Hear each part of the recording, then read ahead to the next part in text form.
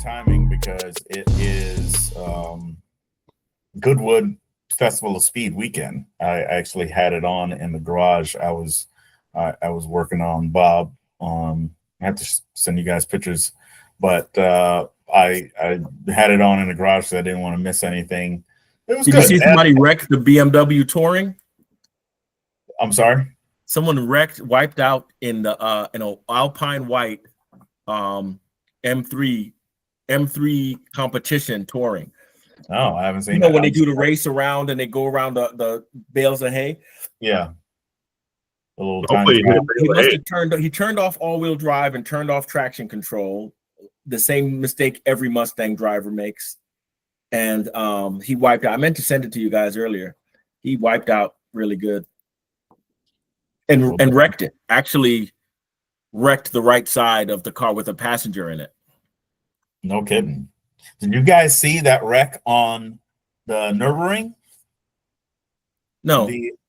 The BMW M2 CS, and it was a 911. I think it was a GT3, and the GT3 was overtaking the M2, and the M2 just for some reason I think he never saw him. I think that it was in his blind spot the whole time, and he was just going for a better racing line.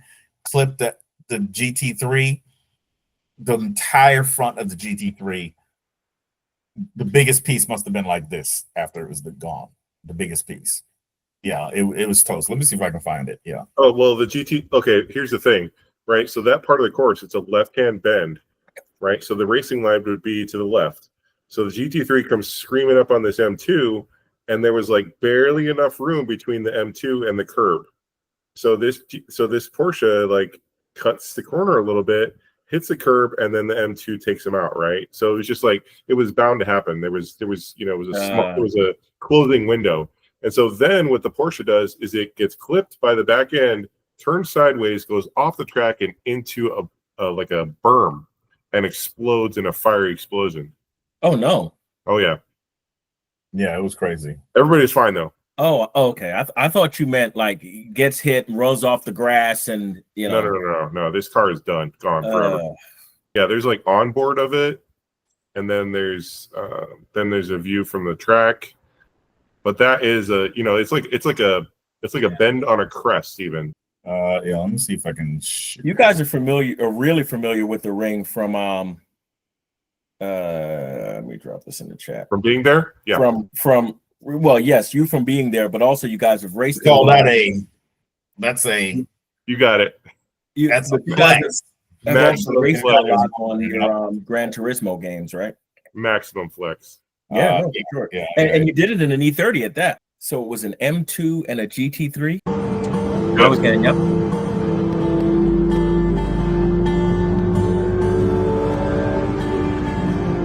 Oh no.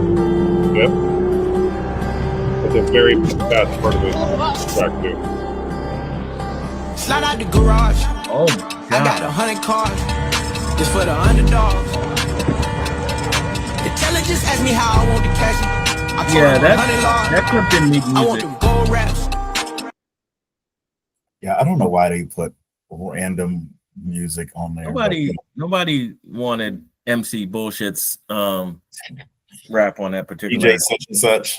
Yeah. But anyway, that M2 got there. I mean that I know you have track insurance, but good night, nurse. Yeah, let's hope he has track insurance. Oh, I don't need this. I've done this 1,000 times. Well, the other part about the ring is that if you damage like the barriers or whatever, it's like €300 per meter of barrier. You got to pay for it. Yeah. Yep. In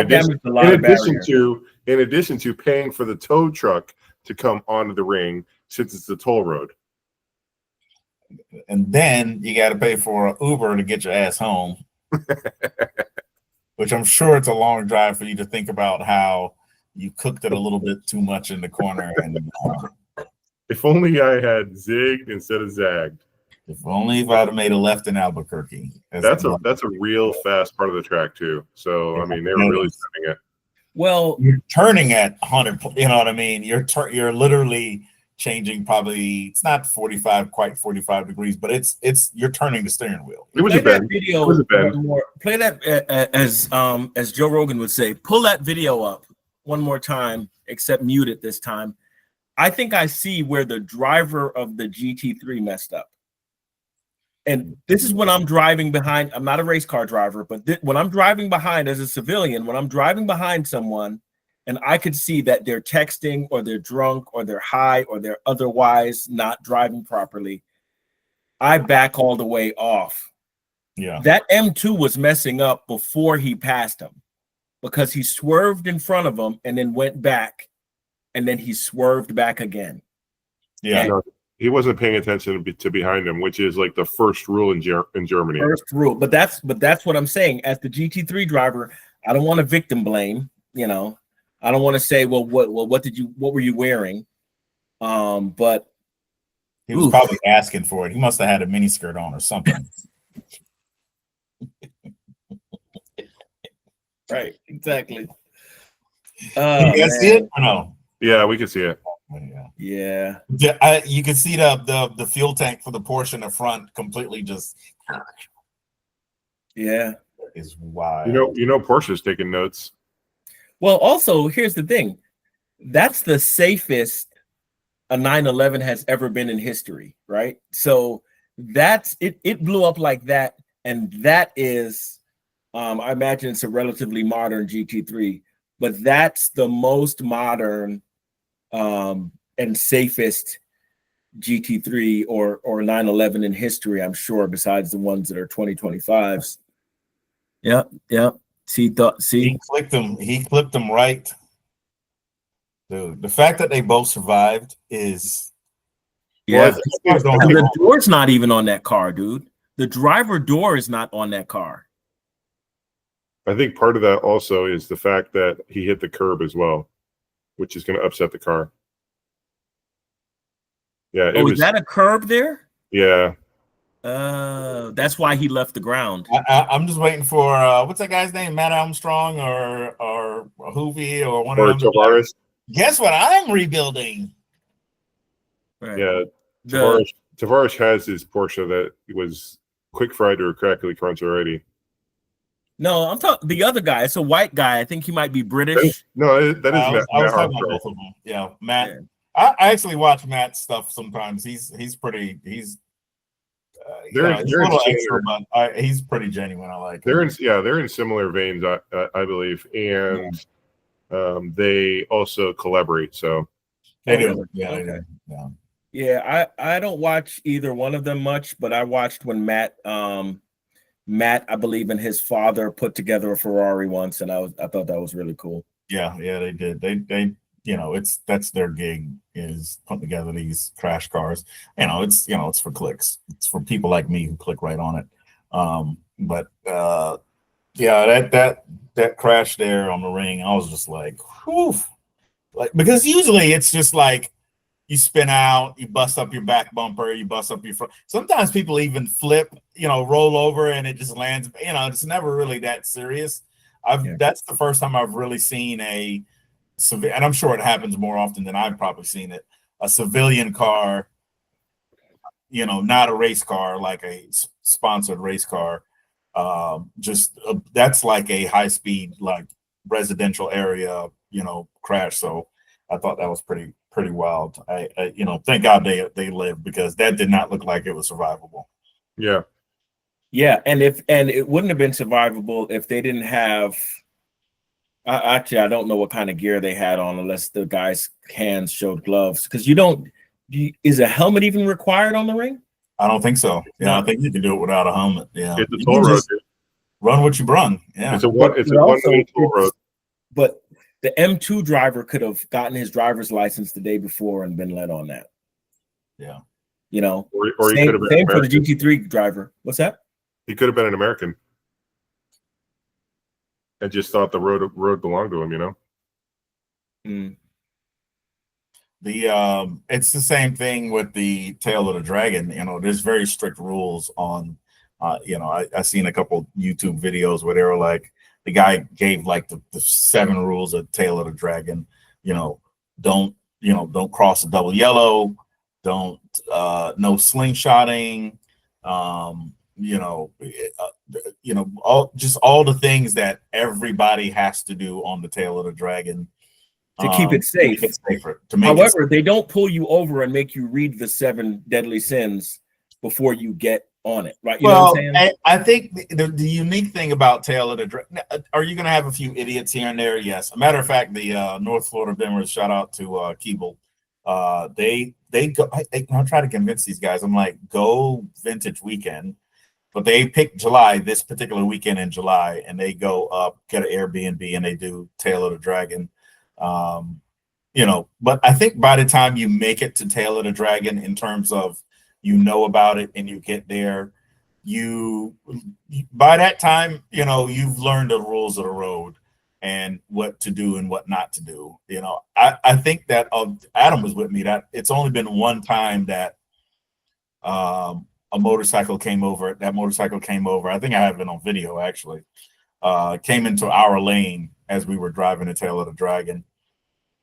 And for all the miles that I've put in in North Carolina,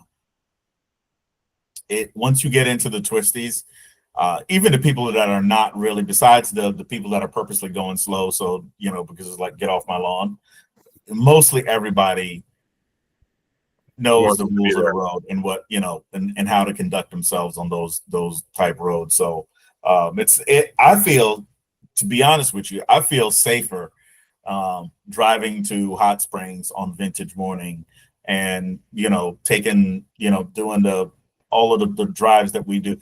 To me, that's safer than me driving in the rain from here to when I worked up at right out past the airport, because you're driving on 4, 5, 6 lane highway, and how many times you'd be like, where did this person get their driver's license from? So I'd much rather drive in the mountains of North Carolina with the motorcycles and the other BMWs and the other sports cars than I would just taking my kid to school in the morning time, because those people aren't, you're in. That's the beauty about driving in 88 M5, is that you have to pay attention to everything that's going on. You don't have the luxury of just mindlessly going about your business in the car. Two parts. One, because the car is old, you listen out for things to break, and 2, it's part of the experience. So you're not paying attention to the radio. You're not really, even though Heather might be in the passenger seat talking to me, I'm just like, yeah, cool, yeah, But I'm focused on the road. I'm focused on what's in front of me, what's behind me, on what's around the corner, what's around the, past the next stop sign. So that's just another benefit of. That's why I just love driving up there. All right, so are we ready to kick this thing off? Without further ado, this is S38 Fire Team. We are back like we left something. This is the weekend of July 13th, Sunday, July 13th, and it is the Goodwood Festival of Speed, which we talked about I can point to it in this episode right here, recently as a motorhead destination, which it most certainly is. Just watching again, I've watched it. I subscribe to it on YouTube and a few other places, I think on Facebook, and I just love seeing the machinery, and like everybody comes out, right? All the manufacturers come out. They bring them out, as TI would say. It's like, man, I'm like, they still make cars, and they'll have something and they're running it up. So that's what I really love about that. I don't know I probably have to get educated on the origins of how Goodwood started, but it's such a, especially for it being all the way across the pond, as they call it. It really just plays into like all the things that we love. Just classic cars, it's not like it's a big, huge, long race, like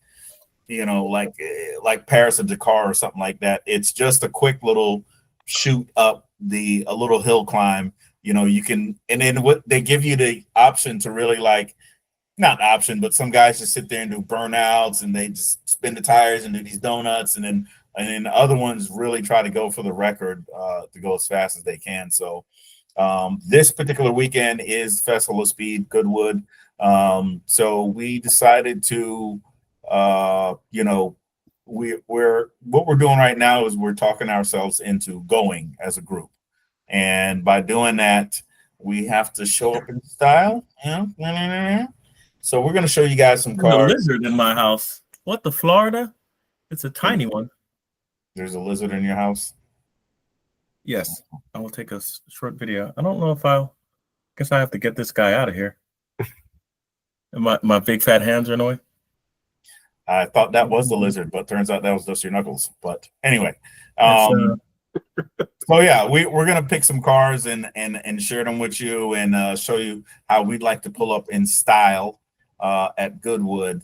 But before we get into that, it's been a while. In case you haven't noticed, as I always say, life will always life, and we haven't got a chance to put out videos as much as we wanted to. But we're under contract. Well, they're under my contract, so they can't go to any other podcast until they do this one. So, Adam, what do you think about that? Welcome back. Thank you for the welcome. I am Adam in Slick Top City, Arizona. We are currently in the 100 days above 100 here in the summer. So the sun is undefeated, and we are trying to escape that every chance that we get. So it's not really a classic car season right now. There are some diehards out here that do that on the daily, but mostly we just stick to the appliances that have good AC. Right on. I gotta get my AC fixed too. Brooklyn, are you done playing Steve Irwin? No, the lizard is right in front of me. It's one of those with the purple tail and the stripes, but it's they have a purple tail so that when a bird grabs them by the tail breaks off and they go about their business and they grow back a body colored tail. They have a purple tail and stripes and 8 legs. Fun fact that it's not a lizard. No, they have 4 legs, jackass.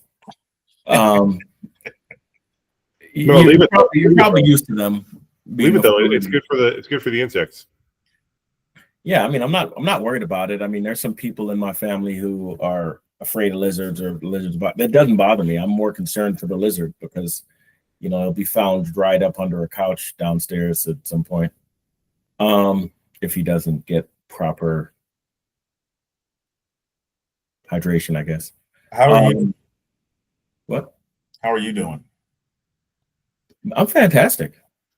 Good. I've never been better. I'm young. I'm pretty. I hit hard. I'm in the best shape of my life. As Muhammad Ali used to say. It's a cool shirt you got. Yeah. T-shirt wars. You gave me this shirt. It's a E31 8 series, like my 850i. Yeah, it's lowered and got some fatties on the front. Yeah. It's a little negative chamber. What about you, Adam? What you sporting for the ladies? I've got my Motorhead heartbeat going. I almost wore my shirt like that, man. I like that. Almost. That would have been awesome. Yeah, I'm recycling here. I am the warranty. Which that's what I was. I have to send. I'll probably add the picture, but for the first time in. See, I bought Bob in 16. I'd say probably first time since maybe 17. I had it for maybe a year and the fog lights worked.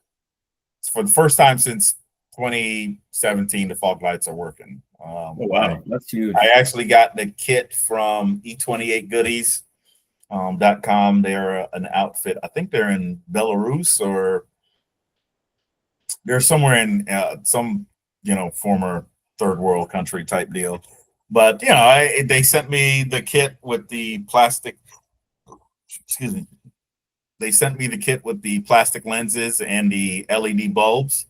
And, of course, I had some yellow film.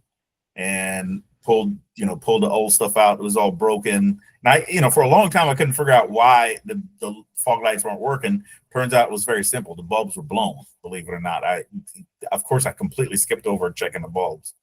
And I was pulling relays. I was changing out the switch on the inside, all sorts of stuff. Turns out somehow or another, both the housings got cracked. I don't know if I went on some kind of dirt road, and the bulbs, I don't know if they had water in depth, but the bulbs were blown. It was all, so pulled it all out, cleaned everything up, gasket maker, put the new plastic lens on, put some yellow film on there. So super excited to go out there tonight and see that handiwork of mine. So yeah, that's what. So you guys what was in the kit from Belarus if the bulbs were the issue? LED bulbs and the original is glass lens, and they were broken. So I had just put yellow film over there so they wouldn't crack it. When I bought the car, they were cracked. Mm-hmm. At least one side was cracked, and then they cracked some more. So it came with plastic lenses and the LED bulbs, because you have to use LED bulbs because it's a plastic lens.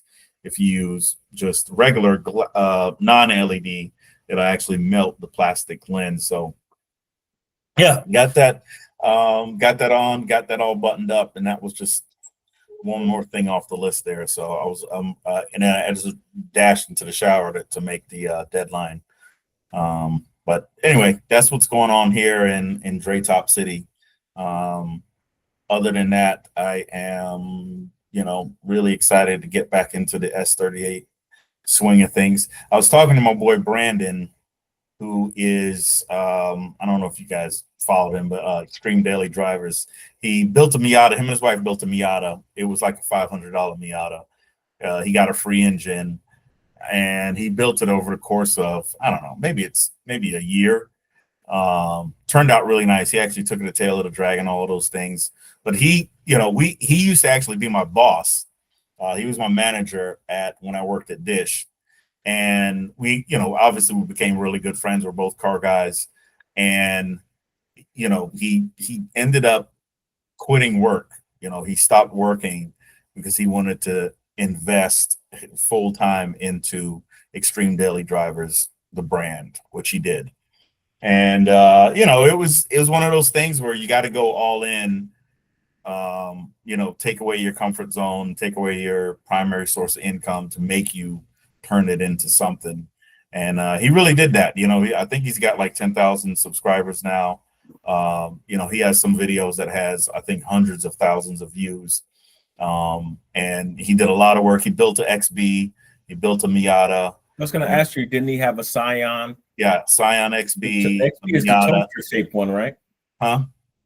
The XB is the toaster? Yeah, the toaster. Yeah, the first gen XB, which was really, really cool car. And then he did the Miata with his wife, and now he's doing a Jeep Commander that's looks like it's pretty much done. So I was just talking to him the other day, and he was just like, dude, you gotta, get back out there. You gotta, I'm like, yeah. So I was like, as far as the podcast, or as far as car? Yeah. Podcast. Keep S38 Fire Team alive. We've got a good thing going, and as we've talked about before, it's not just us, putting the stuff out. It's just really us chopping it up and kind of being there for each other. So that's always. He's interviewed you on his podcast before, haven't you? Yeah. There's deep down in the library of YouTube, you'll find a video of Bob and Emma, my first M3. Oh no, we'll find it right here. I can link it right here. I'm gonna have to dig for that one. Good night, nurse. But the internet never forgets, so there's always that. All right, so formalities out the way. You let us know what you think, who you think won T-shirt wars. Cool shirts as usual. I'm just easing back into the game. I'll go ham next week for sure, and I'll come out with a shirt that has Adam and Brooklyn's face on it, praying to me or something like that. I'm sure I got that footage somewhere. Right. But anyway, let's hop right into it. Adam, this was your baby again. You've been knocking these out the park. You want to get it popping? Sure, I can. So, the Festival of Speed is not the Goodwood Revival, but I believe we could still have a good time, and we could still show up and shut it down if we wanted to. And part of that would be showing up in the right cars. So I suggested that we find some English cars to be able to show up to Goodwood with. And initially, I had mine picked out perfectly. I mean, I didn't have to think about it or anything. It's already on my little bucket list of cars that I would get after I chop this money tree down again. Anyway, so I had one picked out, and then at the last moment, the constraints changed, and I could not use my car because it was not old enough. So we picked cars between 1948 and 66, was it? Yep. 48 and 66. And they also had to be, which was and right, English. And they had to be British cars. Yeah. Yes, English cars, yes. But for curiosity's sake, please show us as a bonus.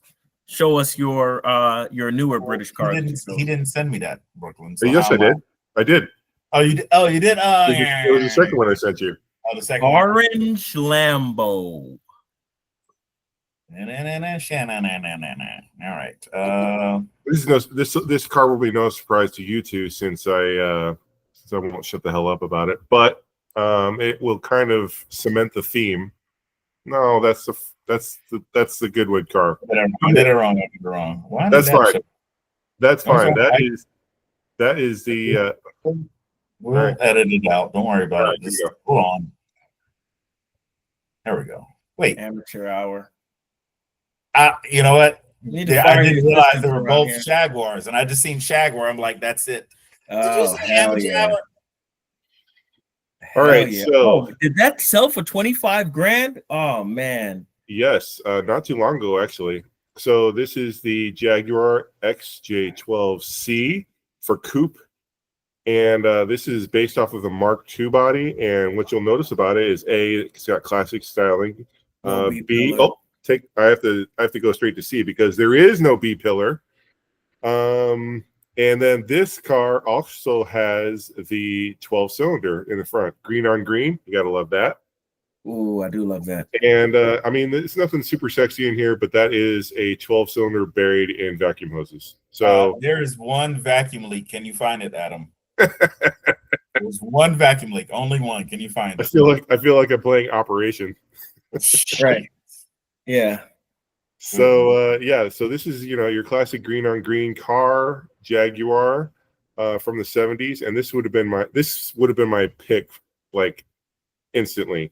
I love that car, man. Yeah, I think they got great I style. give this one I might have to give this one an alibi, man. This is peak English. Yeah, this is British motoring right here. Yeah, I even like the You like the two-tone, the roof, the vinyl roof? The vinyl roof. Landau, as they call no, it's not Landau unless it's only at the C pillars, I believe.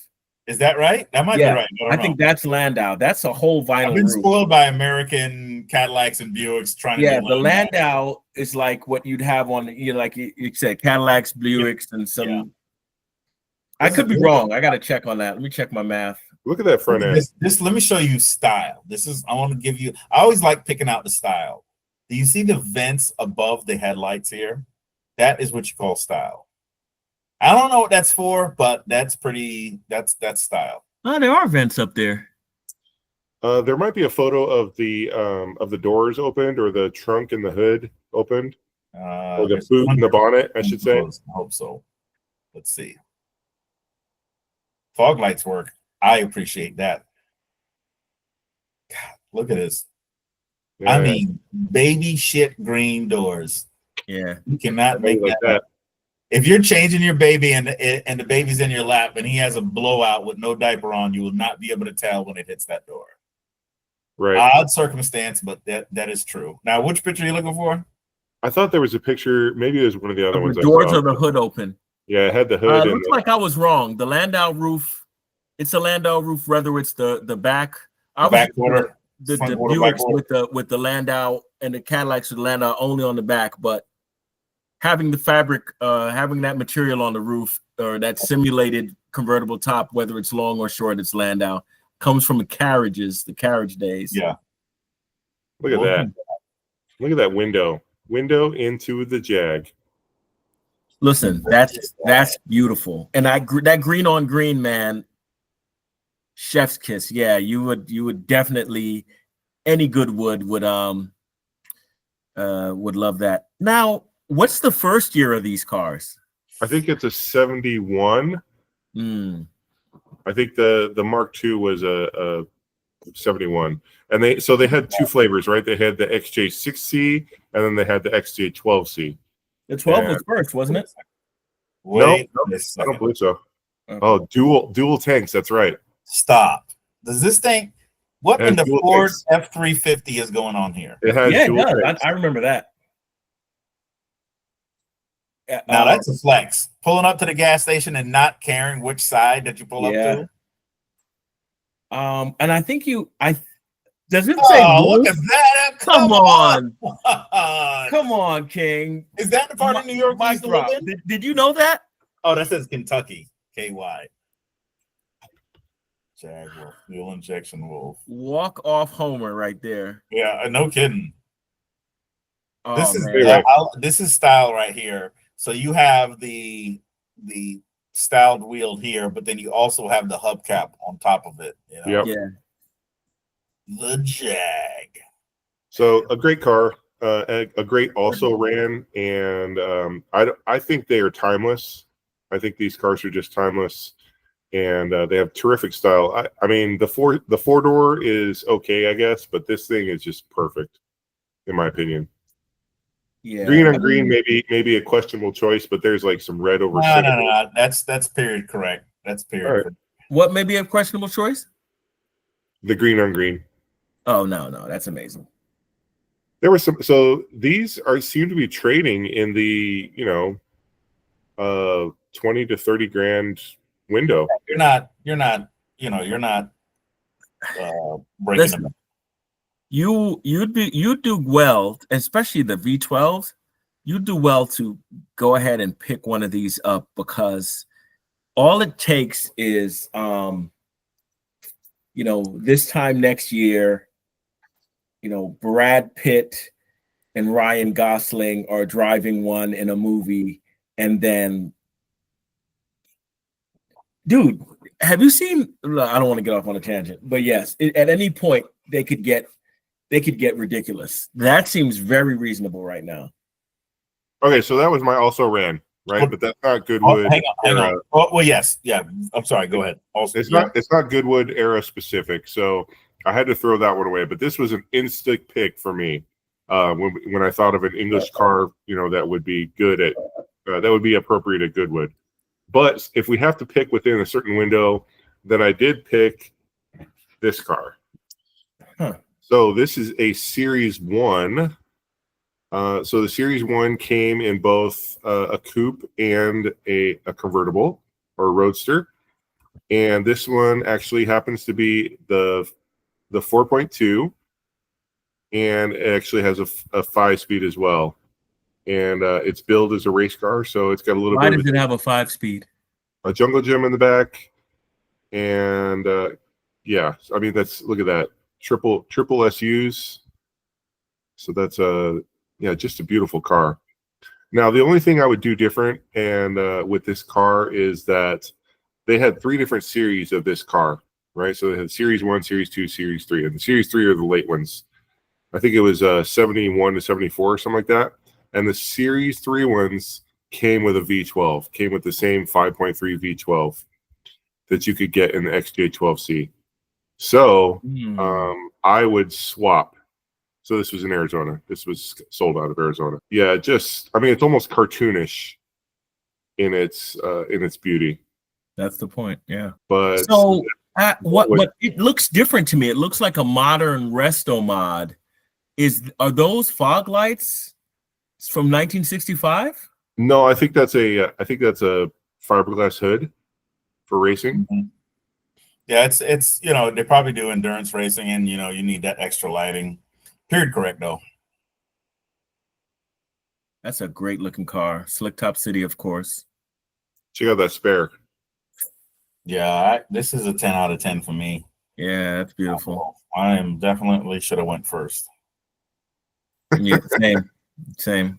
I think this is gonna turn into a Great Minds Think Alike episode. But that's and the wolf is not usually for the Arrest Me Red, but that is fitting. Yeah, This car is breaking necks with Goodwood. insert Cupid saying "Dibs, Playboy," and I'll take it. I'll add it to my red stable before Cupid can. So that's exactly half of the car there. That front end, right? Instead of a third of the car, it's actually half. Yeah. Everything on this works for me though. The wheels, the new hood, the color.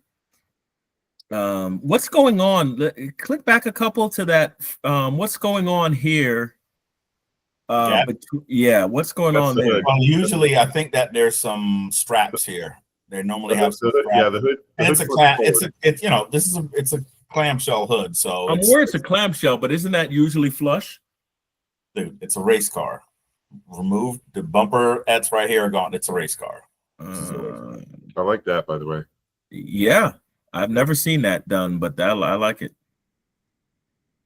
It's got yellow. Oh, look, it's got little covers on the What do you call them? They're called Sebring covers. Sebring covers. Yes. I don't know if they're called Sebring. I don't know if they were called Sebring covers for the XKE, but for the MGB GT they were called Sebring lights or Sebring covers. And it's the purpose of that is so that if you knock out a light, it doesn't. They still do it to this day. Well, they put tape over the light so it doesn't. Yeah, it takes out the cover rather than the flat face of the headlight. Yeah, this is 10 out of 10 for me. The price on it, I don't know if you noticed the price before you clicked into it, but I think this is a bargain. Instabuy, yeah. I like that it comes. It comes with the hood. Okay. It comes with the original hood. Yeah. It looks like another set of carbs. The 4-speed transmission that Brooklyn is longing for. No, I was just asking why that. I thought maybe that had an early. And again, they probably did some. And I'm assuming it. They probably did a. It says right here, 5-speed transmission and a limited slip. Again, this is a race. I thought it might have come with a 5-speed because Jaguar was way ahead of their time or something. That's why I was like, why does it have a 5-speed? But yeah, and maybe they did. Probably by 75 they did, but not in 60. Let me know if you guys can hear this. Yep.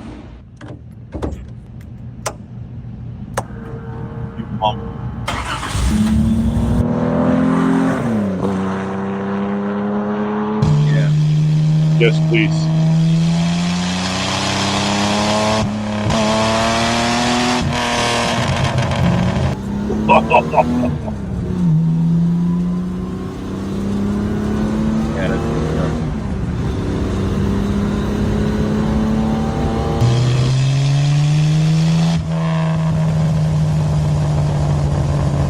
All right, well that wraps up. I guess we're going home early today. Fire Team. Yep, we're all done here. Oh yeah, that's stop. I can't compete with that.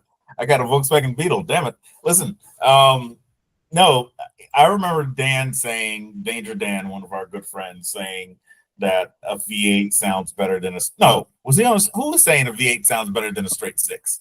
I don't know. They're still on Ban Island, but there's nobody that can tell me that a properly exhausted straight 6 does not sound better. It's the best sounding version of an engine. Hold on a second.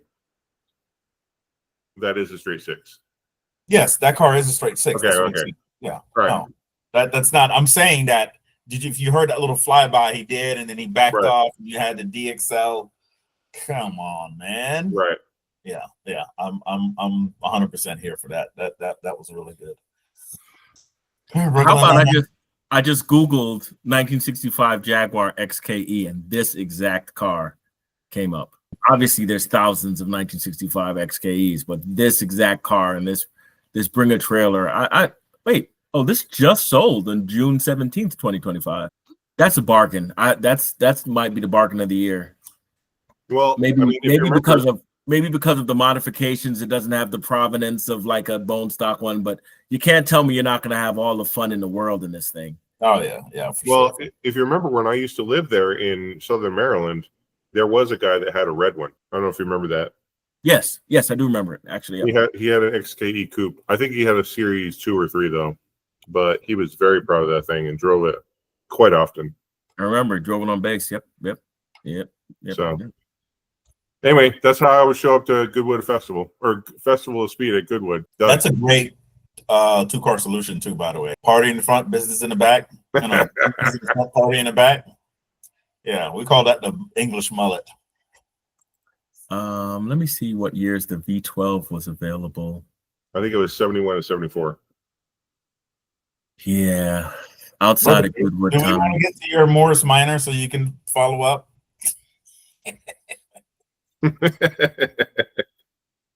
You did not pick a Morris Minor. Okay, I'm kidding. Matter of fact, you know what? What does your boy say? We're gonna do this live. I gotta find something better because there's no. I gotta find something better. No. We're not doing that. We're not doing that. You gotta run what you brung. No, and I'm gonna lose. I can't. That's the thing. I am running what I'm bringing, and that's how lose. You can't.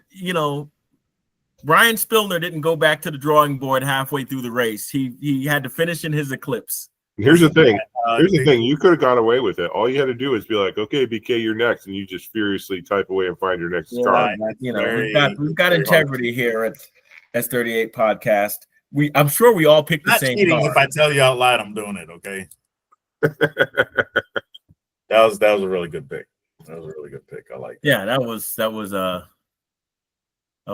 especially because that was your rebound after not being able to.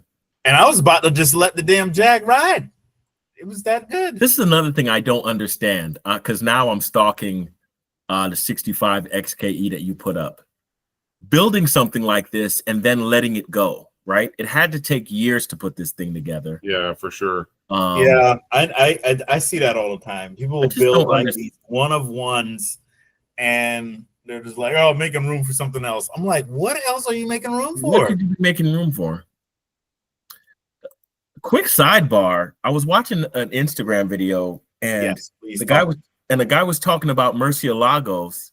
You just play mine since you're here to cheat. Guy was talking about Murciélagos and how much they're going for, and I'm like, why? Aren't Murciélagos from the Chrysler era? Like $900,000, $1 million, $1 million point. Like, well, saying they're from the Chrysler era is like saying, I don't know. I could come up with a good woman analogy there. They literally had Chrysler parts, dog. I'm not saying it like Chrysler. Diablos had Chrysler parts, not the Murciélagos. You're talking about a Diablo era. Diablos were garbage. The Murciélagos are very valuable to hide because they were the last ones available with a manual. You can actually get a manual, I think, all-wheel drive Murciélago, and I want to say a rear-wheel drive too. Maybe I might be mistaken on that, but definitely you can get a rear-wheel or all-wheel drive Murciélago. What's his name? Ed Bolian has one. So those ones, yes, are trading very, very, very high. The Mercies, and then they're with you went Countach, Diablo, and Murciélago, and I think the Murciélago was like the final true iteration of the Countach. If you just kind of look at the visual shape, because from there they went to the what was next, Adam? The Murciélago to the Lamborghini. I'll edit this part out where I've drawn a blank. But anyway, visually, if you look, the Murciélago really could have been named the Countach, a version of the Countach. So I think again, that's where you get that price. It was Countach, Diablo, Murciélago, and then Aventador. That's the one. Oh, and then Aventador was all V12s. I was going to say Aventador, but I was like, man, I was like, man, the Murciélago had a long run. It had a good run. Yeah. A good run. And the Aventador, for that matter. I believe they've been running for like 12, 15 years or something like that as well. Mm-hmm. I think they just shuttered the Aventador like in the last couple of years. Yeah. Yeah, Maybe I'm making but that the up. last few cars were a gussied up Aventador in a costume. Yeah, they did like Even the new Countach that they came out with a couple years ago was a which they fancy named it Aventador. Countach, and it was electrified for one, and then Was two, it? it looked more like it was half electric, half gas. It was a hybrid. We called that a hybrid for the last 30 years. I know, but even Half like, electric. not even if you're a little bit pregnant, you're all the way pregnant. Okay. Aventador was 11 to 22. Murcielago was 22 to 2010. 2002 to 2010. Sorry, predecessor Diablo 90 to 2001. 90 to 2001. That's what it says. Wow. And the Countach was like, this is the So the longest. Diablo and the 74 to Viper 90. came out about the same time. 74 to 90 for the Countach, which is pretty much the same as the E24, right? Yeah.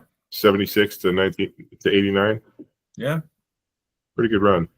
Anyway, we're getting off track here. That's fine. That's fine. I found the car. What's the cutoff? 66? Damn it, man. 56. So close. Austin 1100. That was the first car my dad had. It was an Austin 1100. Same exact color. I'll show it to you guys anyway. This is what it looked like. Look at this thing, huh? Look at that. Oh boy. Yeah. What is that? It's the Austin, Cambridge is what they call it. Did they ever come to the States? They did come to the States. They were imported to the States, but this is in the 60s. And Wow. yeah, that's my dad had. This is the exact same color that he had. That was the first car he had. It had to be like maybe a 30 horsepower engine, 40 horsepower engine. Is that mint? Huh? Is that mint or is that like green tinted? Yeah, it's like a yellowish green type deal. Listen, it's outside. It's a 69. I don't know what years his was, but 1100 is what they really called it. But there was different variations. But yeah, that's my mom learned how to drive on that car. It was based on there was some correlation between the Austin Mini or the Mini Cooper and all of those things. But yeah, it was based on a Rover. You know how those English, everybody was sleeping together.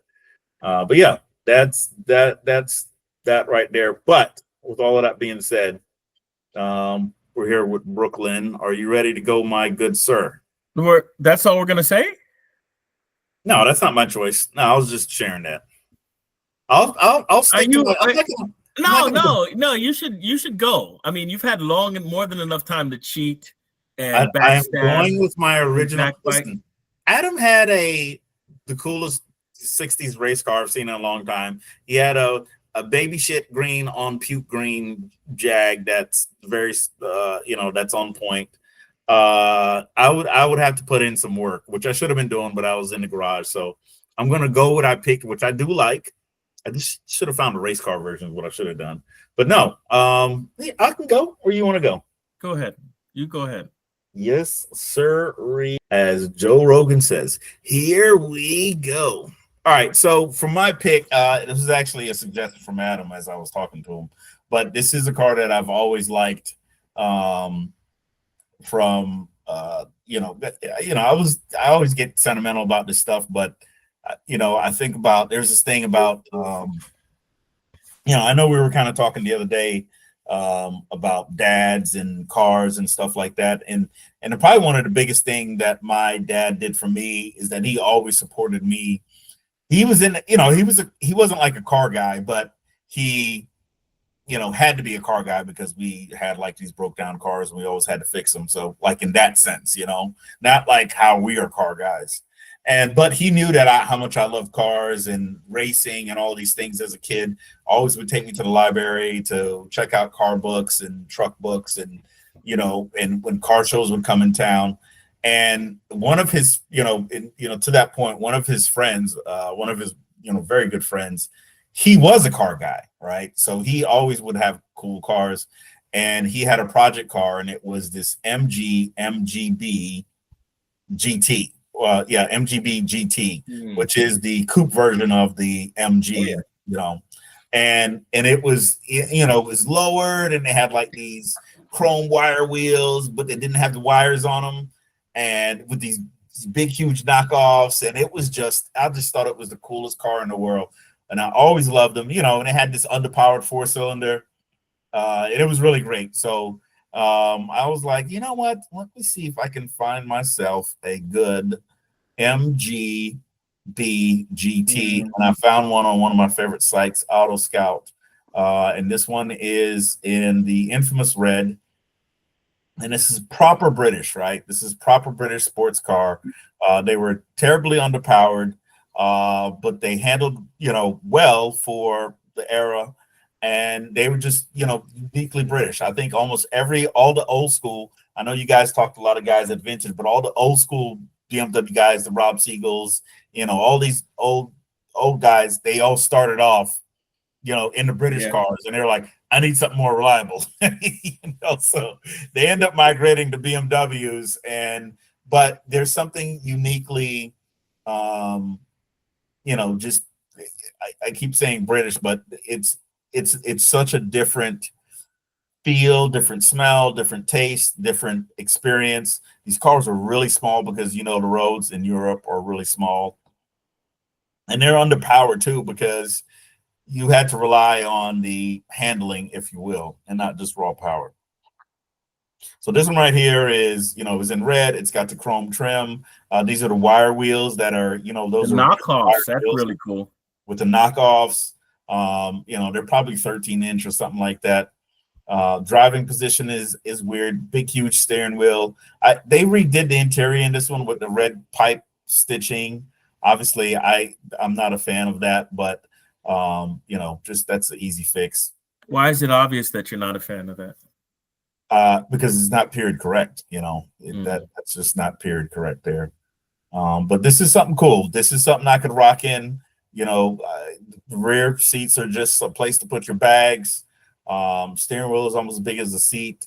All the proper things. Look at that. This is, you don't see stuff on cars like this these days. Yeah, I love that.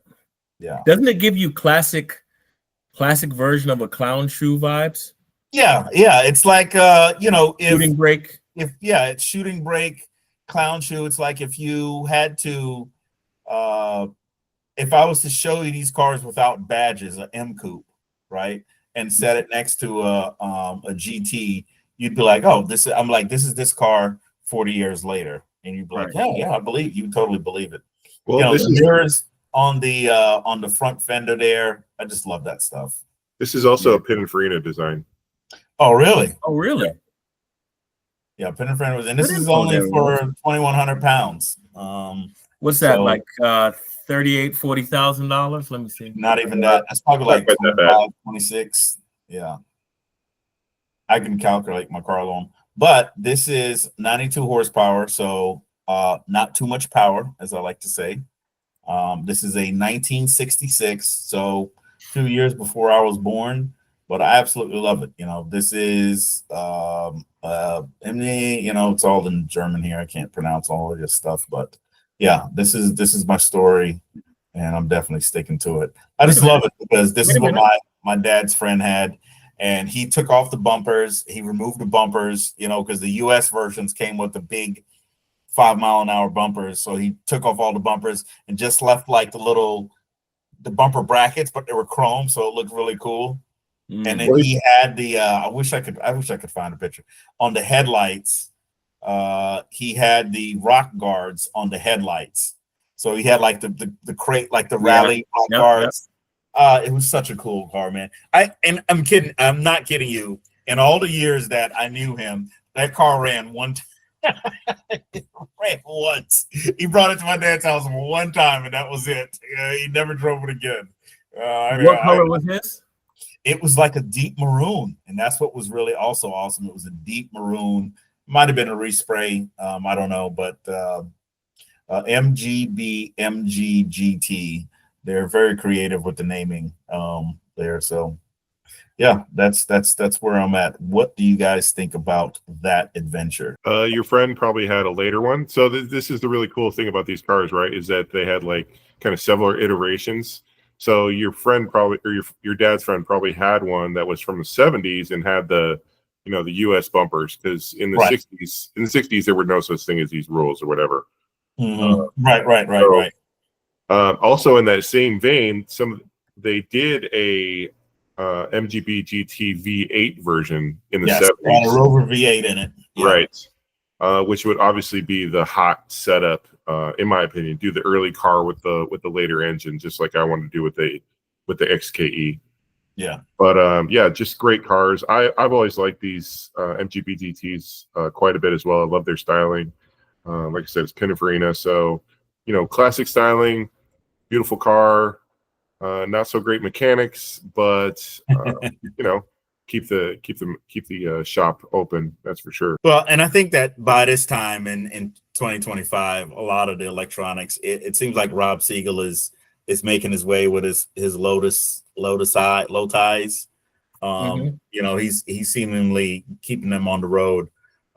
So yeah, he defeated Lucas. Yeah. Yeah, you gotta, after time, back then it was rough, keeping those cars on the road. So yeah. Brooklyn. I really like this pick. I was trying to find it back when I used to read Hemmings Classic Car Magazine a lot. They had an MGB GT in it, and someone had made it, and they had like a tribute to like a race car. Either that or they did find an original race car, and it was light blue. And I think it was something called the Dove. I'm trying to find it. I can't. That's how I remember it anyway. And it was like this car, and it was like basically made. And when you Google them, you put MGB GT race car, you'll see a whole bunch of them in race guys. Oh yeah, I know what you're talking about. You remember that? Yes, I don't think it's called the. I want to say it's called the Blue Goose. Something like that. There was some kind of animal reference, but yes, and that car was amazing. And yours reminds me of that. But yeah, it's a great car, great design, because here in America, the convertible or the cabriolet or spider or whatever versions were of the MGs were what I remember as a kid. Growing up in New York, a lot of people had those. But I've always liked, when it comes to the Jaguar XKE and when it comes to the MGs, I've always liked the shooting brake versions. Right. Same. I'm not much of a convertible guy as it is. So, shout out to our convertible enthusiasts, but I've always been a coupe guy and a shooting brake guy and a touring guy, touring for BMW, Estate for Mercedes, Avant for Audi, station wagon for any American manufacturer. The sun is setting here. That's why I look like a bird cage situation. Situation going on with the lighting here. We like to count the beads of sweat as they form.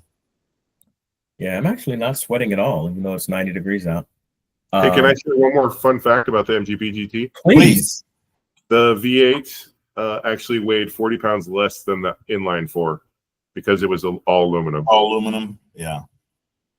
Good stuff. That's amazing. Yeah, I'm looking on Bring a Trailer right now. There's actually one live auction. I'm trying to find a really spicy one. They're all pretty, factory type deals. Just regular spec. Nothing outlandish, but yeah, really, really cool cars. I think that they're, they came with the Rover with the V8, and then of course you can hot rod the heck out of them as well. I see some wide bodies. Wide body stuff going on. Yeah, those wide bodies look terrific.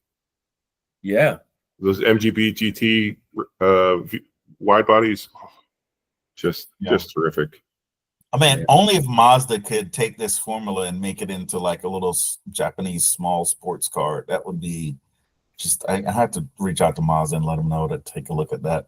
All right. I think they really dropped the ball by not making fixed roof Mazda Miatas like the whole time. I mean, I think there were a couple. I think recently, maybe. I don't know if they were concept cars or if they were production cars, but no, you can get not The current version, you can get it in well, it's like a Targa, right? It has I'm talking about a real roof, like a real fixed slick roof, top yeah. roof, like a true coupe.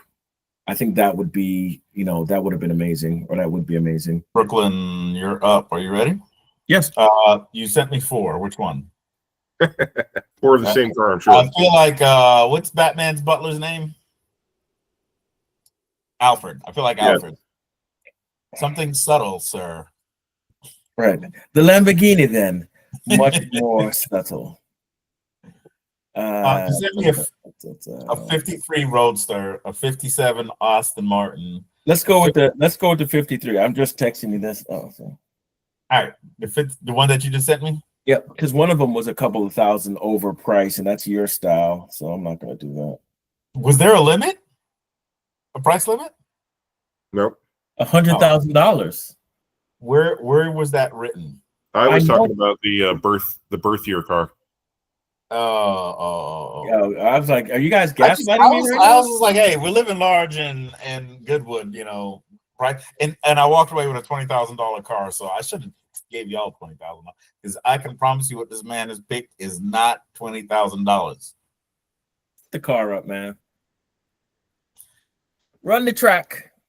Oh, come on. Come on. This guy literally, I'm gonna have to put the time count of when he said, "I'm not a convertible guy." I'm totally kidding. So this is a 1953 Jaguar XK 120 Roadster.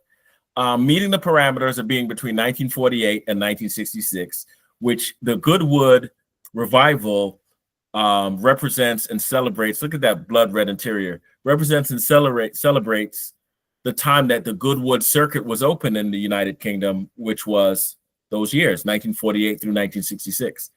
And in 1998, they did what's called the Goodwood Revival by going back to that track. And a gentleman bought it and decided that he wanted to have a revival of the good old days. And that's why people go and they dress in period correct stuff of that time. We talked about it on the previous episode that you can see here, where we said that, we'd all go as, World War II Marines or early BMW mechanics or Rolls Royce mechanics, the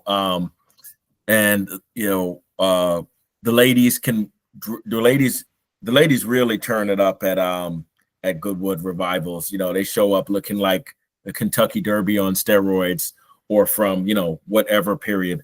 This car, initially I was going to go with a Jaguar XKE. I was going to go with an Aston Martin, but the Aston Martins are $300,000-$400,000.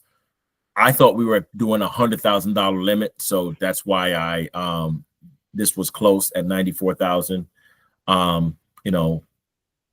So it was much to my surprise when you guys, went a little cheaper. Cars that we could actually buy tomorrow. Yes, that's what we did.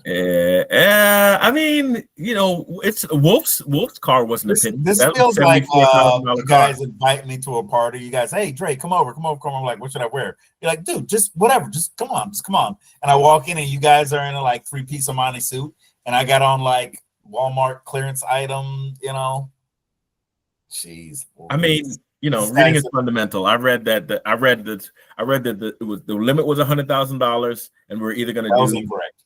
You did not. You read that wasn't for this challenge, but that's fine. Well, I mean, we said there was a challenge, and then there was a price associated with that challenge. I'm pulling in first. Bottom line, there was no. There was either $100,000. Only one or two things happened. It was either $100,000 limit, like I thought, or there was no limit, like you guys thought. So, if I knew there was no limit, I would have picked the James Bond driven DB5 from what was the last one when he went home? Or Never Dies or something James like Bond. that. Huh? James Bond. No, James Bond drove that car in a few movies early on, but I was gonna say when Daniel Craig's James Bond went home. Skyfall. To Skyfall. Yeah. This steering wheel will be extra hard to navigate. You never know where top dead center is. Yeah, that's more like a ship. Ship's rudder, yeah. Boat. Yeah. But Jesus beautiful Christ. car. Hopefully I could fit in it. You know, but I think this car would make a splash as we pull up to the Goodwood Revival. Absolutely, it would. Yeah. You look like a World War II vet that, you know, stayed in Europe and, you know, started picking up, you know, this would be bloody hell. Yeah, bloody hell. Yeah, come through. Come through doing it. Yeah. Oh, look at that. Do it, lady. Right. Oh, nice. Oh, wow. With the steering wheel spot too. I love that. Glass zipper. Oh my God. That's not that it's ever going to be outside in rain, but that's great stuff. That's we used to be a great nation. Look at these cars. Yeah, that is hotter than the sun, man. Let me tell you. Yeah. That's proper. Yeah. The jack right here. White walls. Yeah. Yeah. And they're Firestones too. I don't know. Look at the light. Yeah. That had to be. Yeah. Just craftsmanship, man. Look at those headers. That thing is perfect. Yeah, I think that's a lot of car for the money, honestly. That's what I was thinking the same thing when I saw it. The color grabbed me, and then, you know, the shape of the XK 120 is of course amazing, but I love when they shape a car like I read, I don't know if I said this before, where Car and Driver said, they quoted somebody saying a true sports car has the body draped over the mechanicals, where it's like the body is only bent where it needs to be bent for the mechanicals. And this, if you look at this, look at that. Yeah. You know? It's like a damn vagina. Look at that thing, man. No mystery what's happening under that hood. Yeah. Look at that. What do they say? You can purchase an education, but you can't buy class. Yep. Yeah. Yep. I think this car, though, might be the exception that proves the rule. Yeah, it's this is proper. It's quite work of art, man. It's that you pull up in that, and there's, you know, there are cars, they're going to be $1 million cars there, but you pull up in that, and you know, that's legit. A ladder. I think that's the 21st. Yeah, ladder frame. I think the 21st century poet Nate Dogg once said, "The girls all pause," and I think that would occur if you pulled up in this. Yep, that's a good looking car. Yeah, I want to hear what it sounds like, but yeah, that's a beautiful car. Glad you said that. Hang on a second. You guys can hear? Mm-hmm. All class. Check out those spats on the rear wheels. Mm-hmm. Imagine valet parking that puppy. No. No, I do not. Show me where to park. Yeah. Actually, I think I'll be parking I would hire a language front, so I can speak as snooty of an Englishman as I possibly can. Yeah, that's you're parking that right. You're parking that right in front of the, you know, whatever the fancy hotel is, and they're not touching it. It'll still be right here when I come back out. Yeah, I've arrived. There's no need to move the vehicle. Yeah. And this is even proper. Let's say you're wildly successful. Today, right? And sure, you could go get a Bentley Flying, right? Whatever. But you could get this, and people are going to remember this. You know what I mean? People are going to remember this. Now you're going to have to. You got Jay Leno is going to think you're going to have a mechanic on retainer, but hey, I mean, it's like we were talking about earlier. This is almost cartoonish in its dimensions and everything. Yeah, there we go.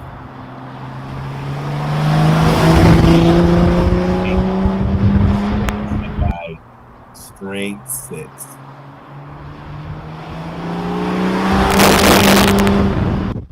Like I hate blue for that stop sign.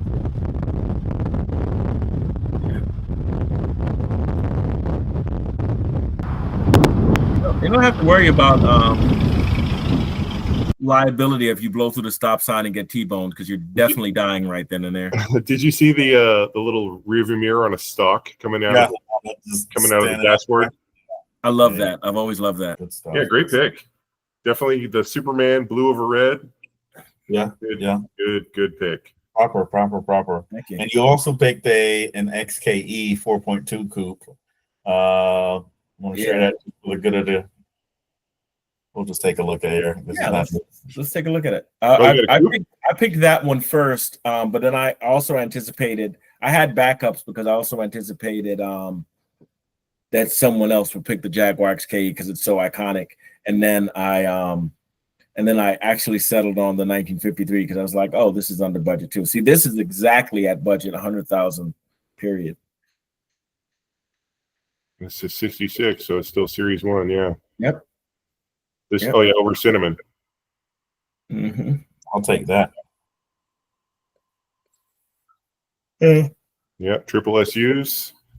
Yeah, because I was mistakenly under the impression, full disclosure, that that there were at least some early cars with V12, but I was wrong about that. The V12s came later.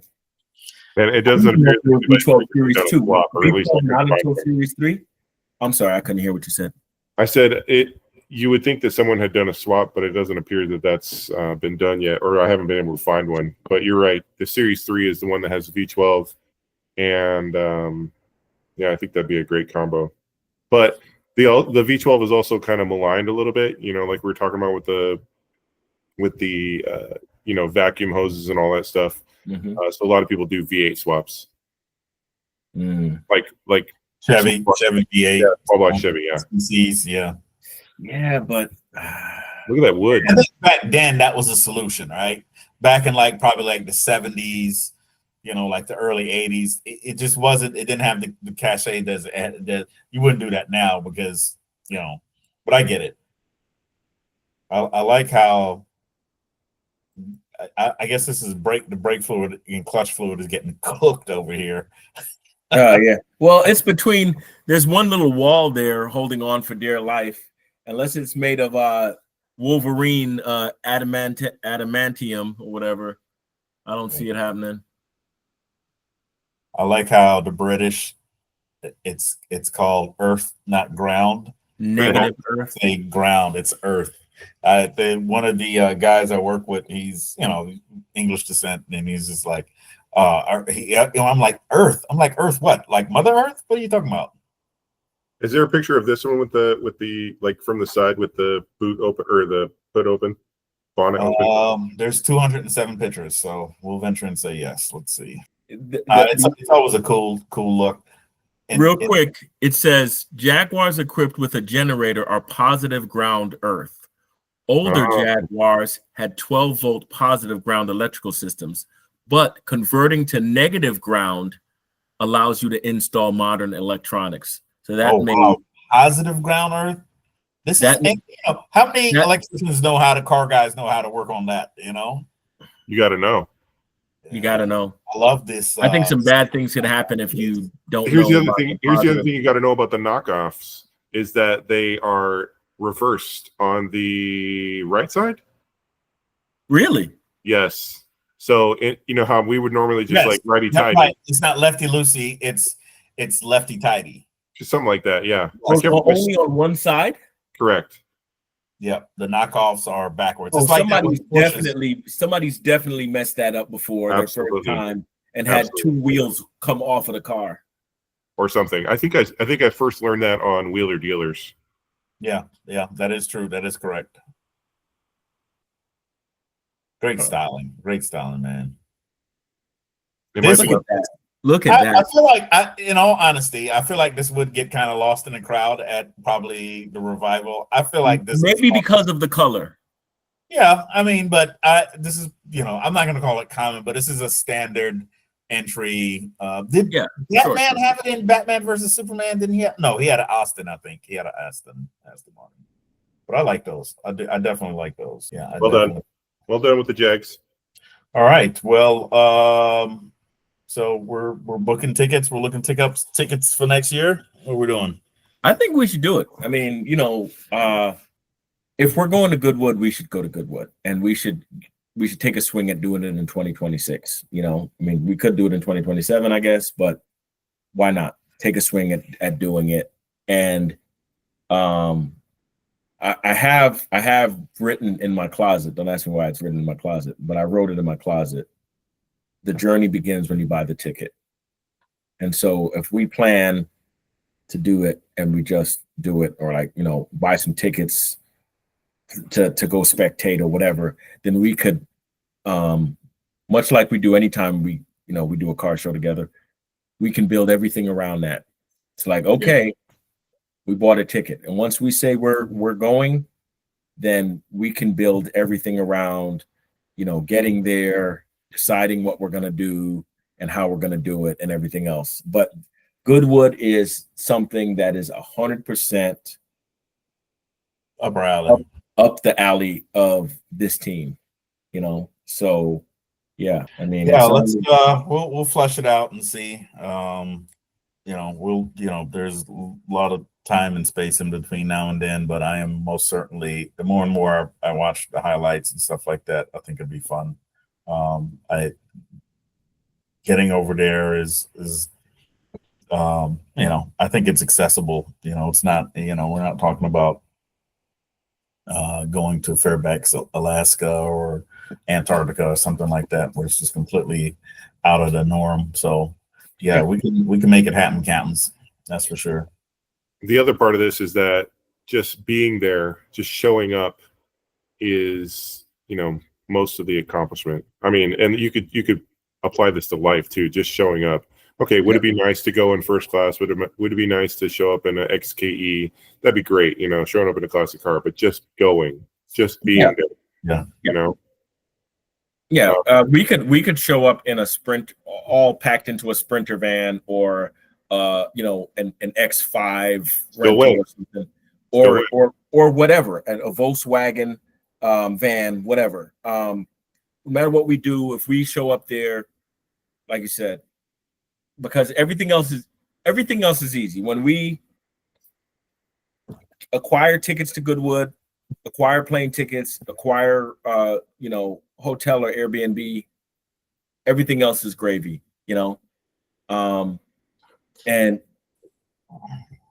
we can, we've done, the only thing we haven't done as a crew is an international car show like this, and it's overseas, so for the first time we won't have to worry about putting a car together ourselves to go to the show. So in a lot of ways, I'm sure Adam will find a way to constrain himself to drive to England.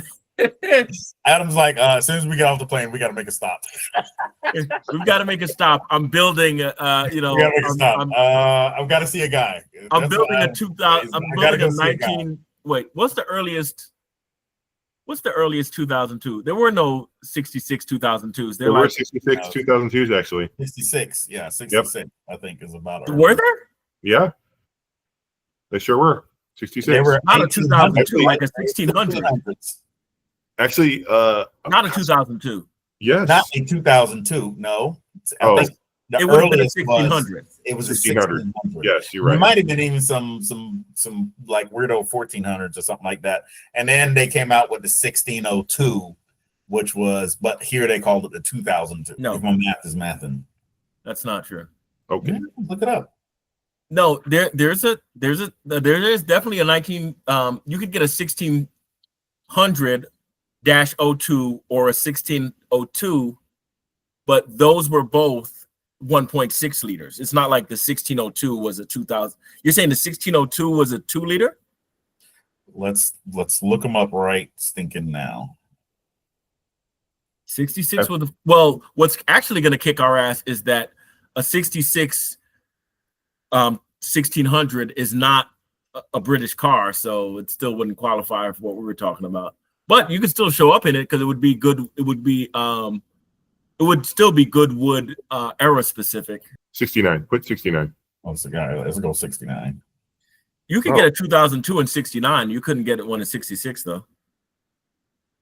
BMW 2000, is that a 66? Dude, just do. We're only talking about There we go. 66. There we go. We're only talking about what? We're talking about 1966. Yeah, that's Ford 66. Oh, that's the four-door. This is the car that Adam says that he has to stop by and put together right quick. Adam's like, after we get off the plane, I got to make a stop. A lick of paint and a couple twists. Stop. Yeesh. To drug this up with the Titanic. Good night, nurse. But yeah, so 66, and for no, but that's not a 2002 style. That's a new class, a Neue class. Automatically redirect. That's exactly what that's the page I'm looking for. Yeah, that started in 66 to 77. So the 16,000-77 four-door, two-door. Yep, because the 1600s they have like specific trim. The fuel cap is I don't think it's embossed. I think it's called something else, but it's special in a certain way, and they only came for that car. And the super early 1600s are like so really. The 2000, they called it the 2002 because it was a 2-liter two-door. I didn't realize that. That's where the 16,000 or the 2002 came from. Yeah, and I remember Max Hoffman was the catalyst for that because he said we needed more power. We needed more power in the cars because he wanted to sell more of the O2s. He wanted to sell the 1600 and wanted a little faster. So there was a 1502, a 16. Yeah, so you could get a 1600, which was a four-door, I think. And then the 1600-2/02 right was the four-door. The -2 was the two-door. I'm sorry, the -2 was the two-door, and then the 1600 was the four-door. Okay, here's where it is. 1600-2, the two meaning two-door, made its debut in March 1966 and was sold through 1975. I didn't realize they sold them that long, with the designation being simplified to 1602 in 1971. The badging on the 1600-2 simply read 1600. The 1.6 M10 engine produced 84 horsepower, blah, blah, blah, blah, blah. In 1968, Road and Track declared the $2,676 1600 a great automobile for the price. Yeah. So you could get and what we call the 2002 in 66, right? Which it would look like Cupid's car. Cupid's is what, a 69, right? Correct. Yeah, 68 or 69. You couldn't get a 2002 until later, but you could definitely get you could get a sweet 16 in 66. All right, so there you have it. That's S38 Fire Team's little foray into English life with cars. Those cars get English cars from the 60s and the 70s and the 80s. They're electrical gremlins and all sorts of challenges go along with those cars. But, we're BMW guys and we love to drive. And I think that's where, BMW kind of got their, I don't want to call it their idea, but the passion and the direction for a driver's car really comes from those old English 60s and 70s roadsters and convertibles and sports cars. They didn't have a lot of power, but they had a lot of driving pleasure, and that's why they got a huge following. So real cool, some great picks all the way across the board. Adam, what do you think? I'm glad you let me go first so I could win. So I really appreciate that. And I think we all had a good solution to meet our needs, or at least something to start with, and get the creative juices flowing for our future visit to Goodwood. So I really appreciate this episode.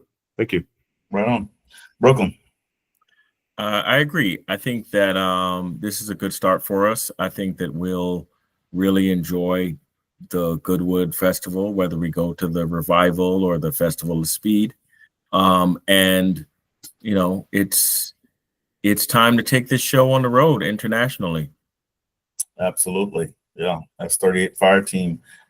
Passport Bros. Hey, which is this episode right here. Check it out. Yeah. Hey, listen, I'm Dre Zoom. That's Adam Armour, the Wolf. That's Brooklyn. And we are going to go ahead and cut this one out. But we enjoyed chopping it up with you guys. Let us know what you think about Goodwood Festival of Speed, the revival. Have you guys been? We know that it's on our bucket list, and now we can get the cars to take to it as well. So, hey, this is S38 Fire Team. We'll catch you guys next time. We are out.